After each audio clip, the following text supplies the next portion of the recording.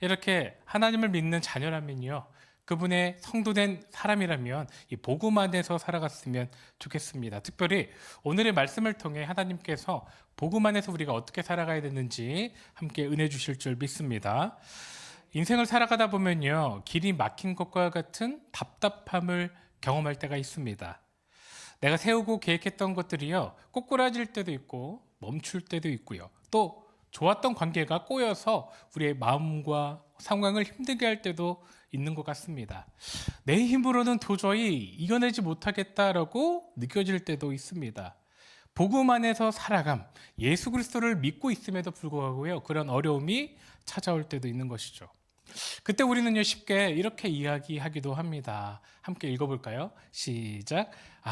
죽겠다. 또 인생 끝났다. 인생에서요, 작은 일에도요, 우리는요, 쉽사리 이러한 좌절의 이야기를 할 때가 있는 것 같습니다. 인생의 어떤 특정한 영역만이 아니라 인생을 살아가면서 매번 찾아오는 어려움에 이렇게 한탄할 때도 있는 것 같아요.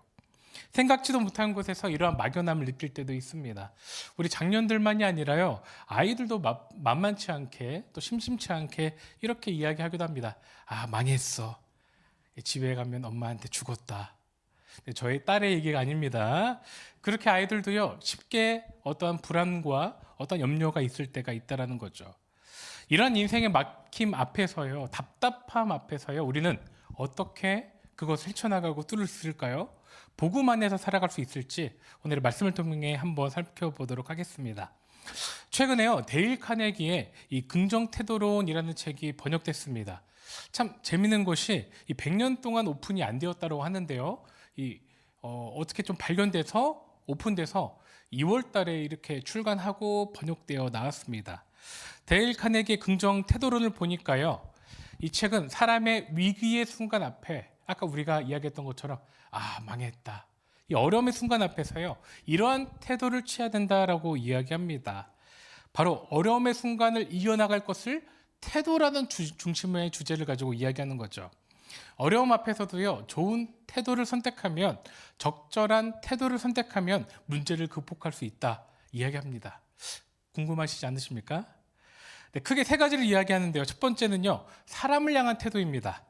어려워도요, 사람에 대한 가치를 놓치지 말라는 거죠. 두 번째로는요, 문제를 바라보는 태도입니다. 비극적으로만 상황을 바라보지 아니하고요, 긍정적으로 바라보라는 것입니다. 세 번째로는 위기 앞에서의 태도입니다. 위기 앞에서 떨지 않고 담대히 옳은 것을 선택하라라고요, 이 책에서는 이야기합니다. 그런데 이 사람의 문제, 또 위기 앞에서의 태도, 문제 앞에서의 태도, 이런 것들을 사실 우리가 모르지 않습니다. 다 알고 있는 것이죠.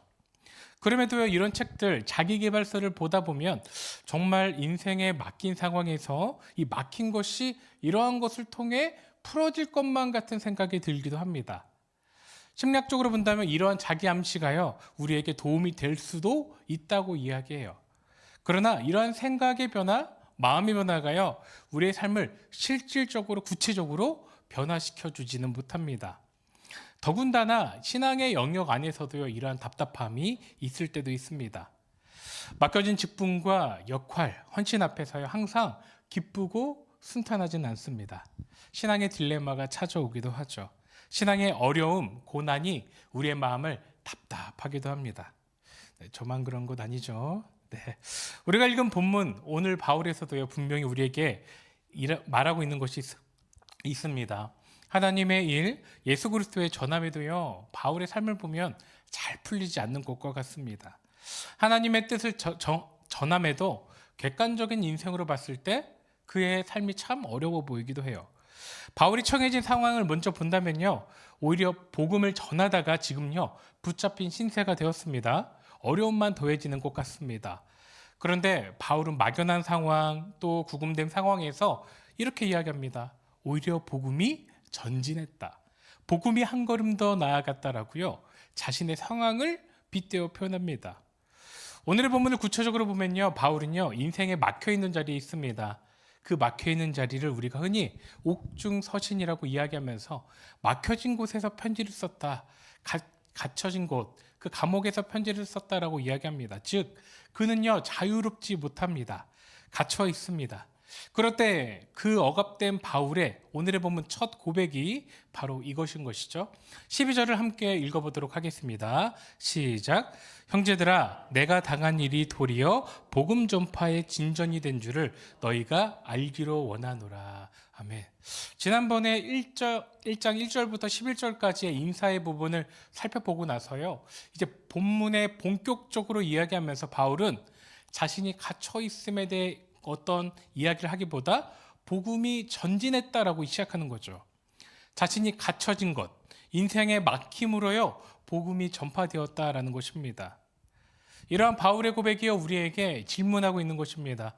우리는 이렇게 갇혀진 바울이 복음의 전파의 시작이다라고 이야기했던 것처럼 우리는 때로는 우리의 인생 앞에 막혀진 상황 가운데 상황에 집중하고 있는 것인지 아니면 복음 안에서 살아가고 있는지 다시 상황에 집중하여 살아가고 있는지 아니면 예수 그리스도에 집중하여 살아가고 있는지 우리의 태도를 점검해 볼 수 있는 것이죠. 바울의 이러한 가침은요 단순히 오늘의 본문만이 아니라 사도행전을 통해서 조금 더 명확하고 이해하기 쉽게 살펴볼 수 있습니다. 이미지 한번 보여주시겠습니까? 사도행전 21장을 보면요 바울은 예루살렘 성전에서 붙잡힙니다. 왜 붙잡혔습니까? 바울이 전하는 복음에 대해 유대인들이 극명하게 또 격렬하게 반응했기 때문에 그렇죠. 폭동이 일어났고요. 시위대가 일어났습니다. 그때 로마 군대가 개입하면서 바울을 구금 상태로 들어갑니다. 단순히 감옥에 뒀다라기보다요. 구금이라는 방법을 통해 또 하나님의 인도하여 주심을 통해 안전할 수 있었던 것이죠. 이후 가이사랴에서 재판을 받을 동안에도요. 바울을 해치려는 시도가 몇 번이나 일어나죠. 그러나 결국 바울은 로마 시민의 권리를 사용해서 가이사 앞에서 상소하겠다라고 이야기합니다. 그래서 어디로 이동하게 됩니까? 맞습니다. 좋습니다. 로마로 이동하게 되죠. 넘겨주십시오. 그래서 오늘의 본문의 배경은요.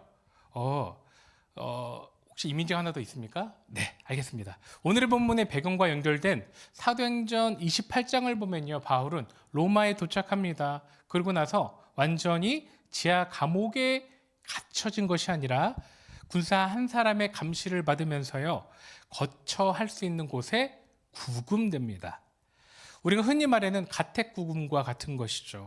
출입이 자유롭지 않고요. 집에 갇혀서 소수의 특정한 사람들만 만나게 됩니다. 그리고 무엇을 기다립니까? 재판을 기다리는 상태가 되죠. 이때 오늘의 서신 이 빌립보서를 작성하게 된 것입니다. 그것이 전해진 것입니다. 바울의 인생에서 이러한 구금과 같은 갇혀진 것, 제한된 것은요 갑자기 일어난 일이 아니었습니다. 하나님을 섬기고 복음을 전하는 길에서요 하나님의 일을 함에도 어려움들이 지속적으로 제한되고 구금되었던 거죠. 그런데 그 어려움을 바울은요 오늘 본문을 통해 이야기합니다. 신앙의 관점으로 바라보는 것이죠. 그리고 그 편지를 통해 오늘 이렇게 말하고 있는 것입니다. 함께 읽어보도록 하겠습니다. 시작. 나의 막혀진 일이 도리어 복음 전파의 걸음이 되었다. 갇힌 자 바울의 이러한 고백이 우리에게 영적인 교훈을 주고 있는 것입니다. 때로는 나에게 찾아오는 인생에 막혀진 어려움, 신앙의 괴로움들이 복음 전파의 발판이 될 수 있다는 거죠. 예수님의 이름에 영향력이 드러날 수 있다라는 것입니다. 바울은 그렇게 고백하면서요 우리에게 영적인 교훈을 주고 있는데요. 바로 첫 번째 이것입니다. 함께 읽어보도록 하겠습니다. 시작. 막혀도 복음은 전진한다. 상황이 막혀도요 우리의 일이 막혀도 내가 가지고 있던 계획이 막혀도요 복음은 전진한다라는 것이죠. 상황이 닫혀도요 하나님의 일, 복음 전파는 지속됩니다. 극단적으로 말해 우리가 복음을 전하지 않더라도요 하나님께서는 복음을 전파하는 수단을 세우신다라는 거죠. 우리가 읽었던 것처럼 바울은 자신의 처해진 이 갇혀진 것이 복음 전파의 진전이 되었다라고 이야기합니다. 진전은 무엇입니까? 단순히 머물렀다는 것이 아니죠. 앞으로 나아갔다는 것입니다. 바울은 갇혀 있지만 아이러니하게도 복음 전파는요 더욱더 앞으로 나아갔다라고 말합니다. 뒤로 물러났던 것이 아닙니다. 더 앞으로 나아갔다는 것이죠. 만나는 사람들과 행동은 어떠한 반경에 제한이 되었지만 자신의 사명은요, 하나님의 뜻은요, 더욱더 진취적으로 진보했다라는 것입니다. 그래서 바울은 자신의 이 갇혀짐을 실패라고 이야기하지 않고 오히려 전진하는 것, 진보되었다, 그것이 통로로 해석되었음을 이야기합니다. 그가 현실을 부정하는 것이 아닙니다. 감옥은 감옥이었고요, 구금된 것은 구금된 것입니다. 그러나 복음 안에서 살아가기 때문에 자신에게 이러한 이 갇혀진 일을 통해 낙심하기보다 이 자리에서 어떻게 복음을 전할 것인지 매 순간 선택했던 것이죠. 그러한 고백이었던 것입니다. 그래서 오늘의 본문을 통해서요, 구체적으로 어떻게 복음의 전함이 일어났는지 함께 보도록 하려고 합니다.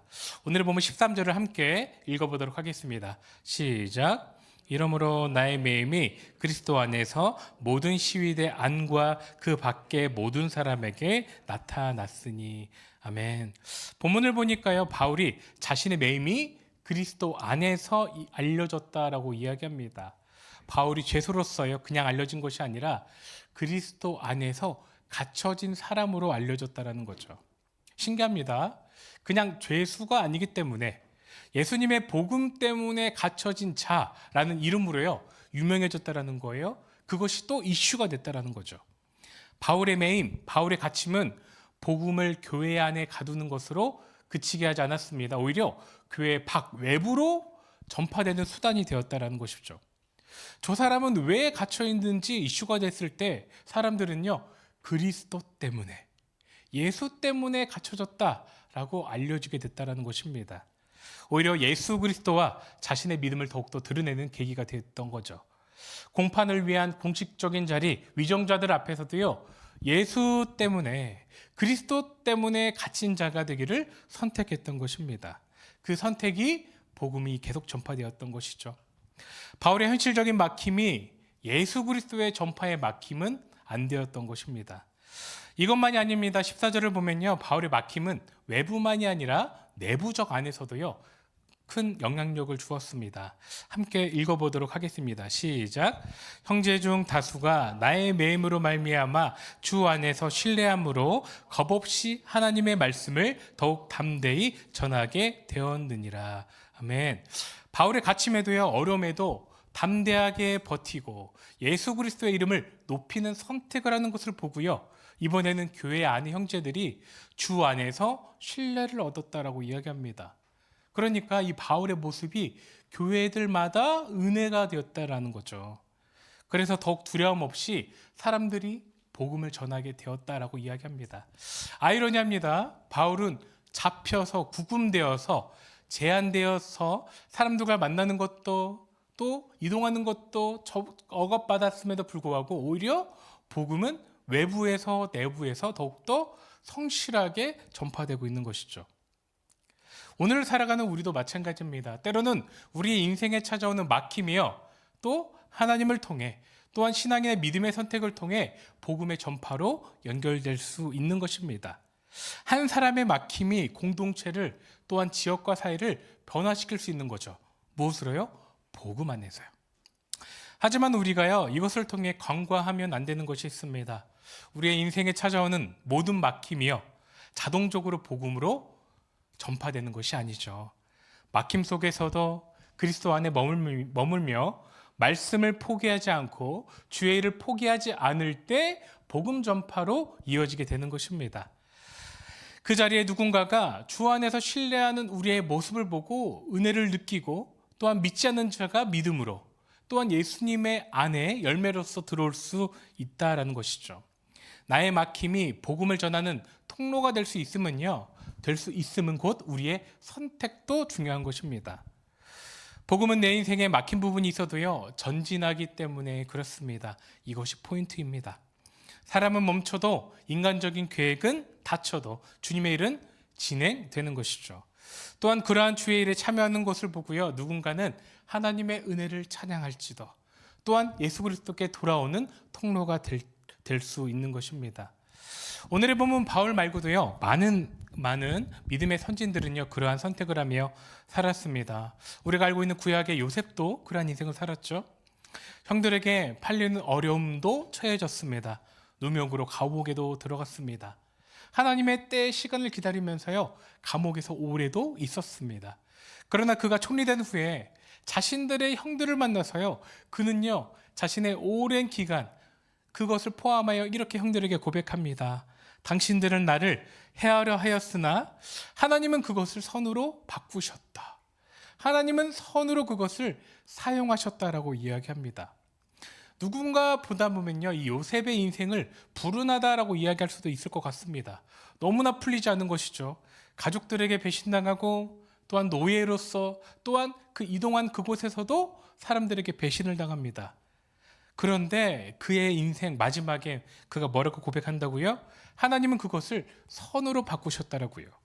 많은 생명을 살리는 통로가 된 것이죠. 요셉의 자신의 막힌 인생을요, 하나님 안에서 해석하고 표현했기 때문에 그런 믿음의 고백을 할 수 있었던 것입니다. 또 구약의 다니엘도 마찬가지죠. 세상의 기준으로 본다면요, 그는요, 포로로 끌려가면서 이미 그는 출세가 막힌 것입니다. 정치적 함정인 이 기도 금지 요청의 조서에 따라서요, 기도하지 않아도 되는데 그는 기도를 시작하죠. 출세의 길도 막힌 것입니다. 이 막혀진 상황에서도 그는요, 신앙의 원칙을 유지합니다. 어디까지요? 사자굴 앞에서도. 그 결과 어떻게 됩니까? 왕과 모든 나라가요, 하나님을 인정하게 됩니다. 다니엘을 통해서요. 하나님을 인정하고 두려워하는 계기로 된 것이죠. 막혀진 상황에서 무엇을 했기 때문에 그렇습니까? 하나님의 방법을 선택했기 때문에, 하나님을 드러냈기 때문에 하나님의 통로로, 복음을 전하는 통로로 사용되었던 것입니다. 하나님은요, 이렇게 사람의 인생을 통해, 믿는 자의 선택을 통해 복음을 전하게 인도하여 주시는 것이죠. 이렇게 첫 번째 교훈을 정리하면 바로 이것입니다. 인생의 멈춤, 인생의 막혀짐은요, 우리에게 끝이 아닙니다. 하나님의 손에 붙들리면 문제와 막힘은 복음 전도의 새로운 시작 발판이 되는 것입니다. 외부에서도, 또한 내부적인 공동체 안에서도요, 은혜가 될 것입니다. 그러므로 바울의 갇혀진 것, 오히려 문제가 복음의 전진이 된다, 복음의 발걸음이 된다 고백하는 거죠. 그러므로요, 우리는요, 우리 또한 우리의 인생의 삶의 자리를 점검해 보아야 합니다. 첫 번째, 넘겨주시겠습니까? 첫 번째 함께 읽어보도록 하겠습니다. 시작. 지금 나는 어떠한 문제에 막혀 있나? 여러분들은요, 내가 스스로 생각하는 문제와 그 막혀진 것들은 무엇입니까? 나의 문제를 직관해 보는 것이죠. 그 문제가 때로는 어디로 왔는지보다 내가 그거를 어떻게 받아들이고 무엇으로 극복하고 있는지가 집중해야 되는 것입니다. 두 번째 함께 읽어보겠습니다. 시작. 문제에서 복음으로 전진하기 위해 어떠한 순종을 해야 하는가? 인생의 문제가 찾아왔을 때 그것을요, 끝으로 해석하지 않고 망했다 라고 해석하지 아니하고요, 나의 문제를 하나님의 방법으로 복음적으로 풀어갈 수 있도록 우리가 기도해야 된다는 것입니다. 그것을 새로운 방법과 하나님의 일하심으로 나아가야 된다는 것입니다. 그래서요, 하나님 앞에 그 순종의 모습이요, 스스로 개인의 믿음의 결단이라든지 자신의 연약한 죄성을 내려놓는다든지 또 액션을 취해야 된다는 거죠. 하나님의 방법과 시선으로 태도를 취하는 것입니다. 오늘의 본문의 바울처럼, 또 요셉처럼, 다니엘처럼 믿음의 선택을 해야 된다는 거죠. 그때 하나님은요, 우리의 막혀진 것을 통해 복음을 확장시켜 주실 것입니다. 예수 그리스도의 이름을 전파하기 위해 우리의 인생을 사용하여 주실 것입니다. 그래서요, 바울과 이 요셉과 다니엘의 인생처럼 때로는 우리의 막힘이, 인생의 문제들이 하나님을 통해 그 역사로 목도될 줄 믿습니다. 요즘 청소년이나 청년들을 보면 이러한 말이 있습니다. 함께 이미지 한번 넘겨주시겠습니까? 이런 말 들어보셨습니까? 네, 함께 읽어볼까요? 시작. 오히려 좋아.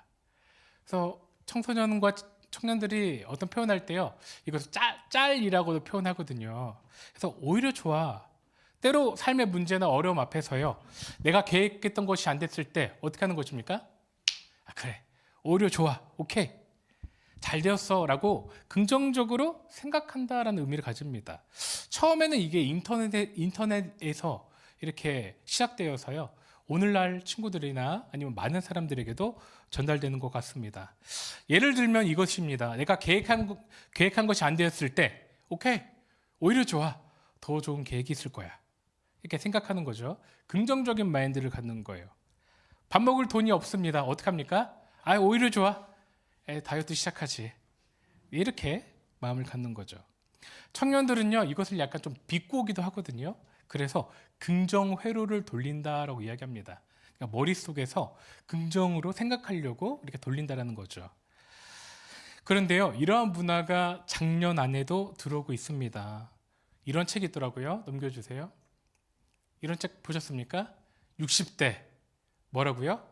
그래, 함께 읽어보겠습니다. 60대가 아니신 분들 계시지만 함께 읽겠습니다. 시작. 60대 오히려 좋아. 네, 안 좋으신 것 같습니다. 네, 60대 오히려 좋아라는 이런 책도 있고요. 이런 오히려 좋아라는 이 키워드가요, 굉장히 좀 만연하고 유명해졌습니다. 빛나는 인생 60대부터야. 나이가 들어도 오히려 좋아. 그래, 60대 좋아. 연금 받을 수 있어. 곧 있으면. 그러죠? 은퇴 오히려 좋아. 새로 시작되면 돼. 라고 긍정 회로를 돌리는 거죠. 60대만이 아닙니다. 70대도 마찬가지예요. 70대 오히려 좋아. 오케이. 3월부터 갈릴 공동체에 들어갈 수 있어. 네, 아무나 들어가는 거 아닙니다. 김내곤 목사님과 더욱더 친해질 수 있어. 기대하면서요. 갈릴 공동체에 당당히 들어가는 것입니다. 예, 긍정적으로 생각하는 거죠. 그런데요. 신앙인들도요. 때로는 이러한 태도가 필요하다라고 느껴집니다. 문제 앞에서 오케이. 오히려 좋아 라고요. 그냥 근거 없는 긍정이 아니라요. 문제를 통해 어려움을 통해 그래 하나님의 뜻, 하나님의 일하심을 경험할 거야 라고 결단하는 거죠. 하나님의 뜻이 분명 나의 삶에 있을 거야 라고 믿음으로 기대하는 것입니다. 하나님의 일하심이 분명히 있어. 지금은 막혀 있지만 이 막혀진 것들이 하나님을 통해 흘러가게 될 거야 라고 믿음으로 바라보는 것이죠. 옆 사람에게도요, 한번 이렇게 인사해 봤으면 좋겠습니다. 오히려 좋아. 네. 하나님의 일하심이 있어. 네. 네. 이렇게 우리의 인생 앞에서요, 근거 없는 긍정이 아닌 하나님을 통한 평화와 안식이 임하길 예수님의 이름으로 축복합니다. 바로 이러한 막히고 갇힌 문제 앞에서요, 복음 안에서 살고 복음 전파의 영향력을 이미 누리고 있었던 것이죠. 근데 사실 그가 이러한 태도를 가지게 된 것은요, 이러한 우선적인 태도, 마음이 있었기 때문에 그렇습니다. 오늘의 본문이 주고 있는 두 번째 교훈은 바로 이것입니다. 함께 읽어보겠습니다. 시작. 그리스도가 증거되는 것을 기뻐하라입니다. 바울은요, 오늘의 설교 제목처럼 복음 안에서 살아가면서 이 복음이 증거되는 것을 기뻐했기 때문에 이러한 태도와 이러한 영적인 믿음의 모범을 보일 수 있었던 것이죠. 예수님이 증거되는 것을 우선적으로 기뻐했기 때문에 그렇습니다. 바울은 자신의 갇힘으로 인해 이 복음이 진보되었다라고 이야기하지만요, 사실 오늘 본문의 말씀을 자세히 살펴보면은 그 복음 전파의 진보가요, 바울이 받아들이기 쉽지는 않습니다. 참 그 내면적으로 본다면 안타까운 마음도 드는 것 같아요. 오늘의 본문 15절과 17절을 보면요, 복음의 진보가 어떻게 일어나는지를 얘기하고 있거든요. 우리 함께 읽어보도록 하겠습니다. 시작. 어떤 이들은 투기와 분쟁으로, 어떤 이들은 착한 뜻으로 그리스도를 전파하나니 이들은 내가 복음을 변증하기 위하여 세우심을 받은 줄 알고 사랑으로 하나 그들은 나의 매임에 괴로움을 더하게 할 줄로 생각하여 순수하지 못하게 다툼으로 그리스도를 전파하느니라. 아멘. 바울은 먼저 복음을 전하다 가진 상황을 보고요, 첫 번째 사람이 나옵니다. 그러니까 바울의 상황을 보면서 복음을 전하는 첫 번째 사람은요, 바로 착한 뜻으로 선한 마음으로 자신도 동일하게 하나님의 마음으로 복음을 전하는 사람이 나오죠. 사랑으로 전한다라고 이야기합니다. 순수한 복음의 열정을 가지고 전하는 것입니다. 하나님 앞에 정직한 동기를 가지고 복음을 함께 전합니다. 그런데 두 번째 사람이 나옵니다. 어떤 사람들입니까? 투기와 분쟁으로 복음을 전합니다. 아이러니하죠? 투기는 질투를 의미합니다. 복음을 전하다 갇힌 바울을 보면서요, 영적인 질투를 느끼는 거예요. 복음을 자신도 그래서 열심히 전합니다. 분쟁은 무엇입니까? 교회 안에서도요, 경쟁이 있었다라는 거죠. 선한 열정이 아니라 복음 전도에 내가 뒤처졌다 생각하면서요, 다투는 거예요. 공동체 안에서 문제를 일으키면서 전도하는 것입니다. 더욱더 확장해 본다면요, 사역을 함에 있어서도요, 열매보다 어떠한 분열과 가름만이 생기는 것입니다. 이것만이 아닙니다. 어떤 사람들은요, 17절을 보니까 바울에게 괴로움을 주기 위해 전도하는 사람도 있습니다. 17절에 이렇게 표현합니다. 나의 매임에 괴로움을 더하게 할 줄 생각하고. 그러니까 갇혀진 바울의 상황을 이용해서요, 이렇게 행동하면 갇혀진 바울이 더 힘들 거야 라고 생각해서 선동해서 전도하는 것이죠. 정치적으로 전도하는 것입니다. 복음을 전한다는 명분은 있지만요, 어떤 사람들은 바울이 약해진 틈을 타 로마 교회 안에 자신의 영향력을 더 높이기 위해 전도라는 도구를 사용하는 것입니다. 바울은 이러한 나쁜 동기의 전도에 대해서요, 옳다고 이야기하지는 않습니다. 그러나 이러한 복음을 전하는 동기, 뒤틀린 것, 공동체를 병들게 할 수 있기 때문에 지양해야 하는 것이죠. 그러나 그는요, 이러한 여러 가지의 복음의 행태에서도요, 이렇게 표현합니다. 18절을 함께 읽어보도록 하겠습니다. 시작. 그러면 무엇이냐, 거칠애로 하냐, 참으로 하나, 무슨 방도로 하든지 전파되는 것은 그리스도니 이로써 나는 기뻐하고 또한 기뻐하리라. 바울은요, 영적으로 성숙한 태도로 받아들입니다. 자신의 명예보다 나를 비판하려 전도하는 사람들도요, 그냥 수용합니다. 그리고 그리스도의 이름이 전파되는 것에 기뻐하는 것이죠. 자신의 명예보다 예수님의 이름을 높이는 것에 더 기뻐하는 것입니다.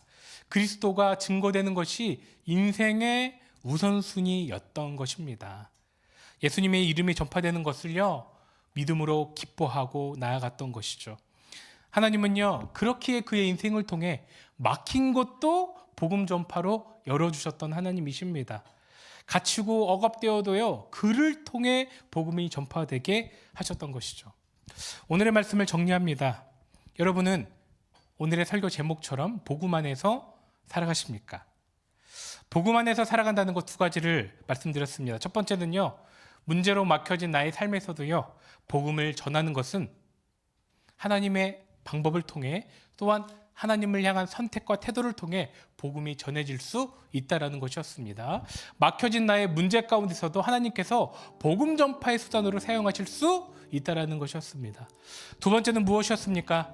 그리스도가 증거되는 것을 먼저 우리가 기뻐해야 된다라는 것이죠.